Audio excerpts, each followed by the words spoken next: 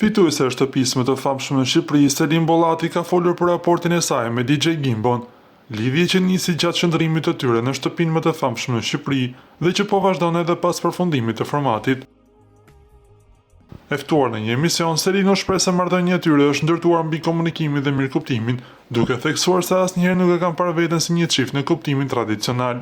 Nuk e kemi parë asnjëherë marrëdhënien tonë si dy të dashur në kuptimin klasik. Kemi krijuar një raport shumë të shëndetshëm dhe këtë kemi thënë edhe më parë, dhe pse shpesh është keq kuptuar nga publiku, u shpreh ajo. Sipas Selinës, mënyra se si jetojnë lidhjen e tyre i dallon nga shumë bashkëmashatarë të tjerë.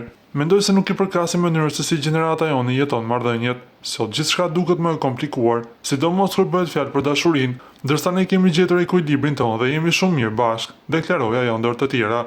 Selin foli dhe për bashkëjetesën me DJ Gimbon, duke treguar me humor se gjithçka po shkon shumë mirë, edhe pse partneri i saj nuk është gjithmonë njeriu më i rregullt në përditshmëri.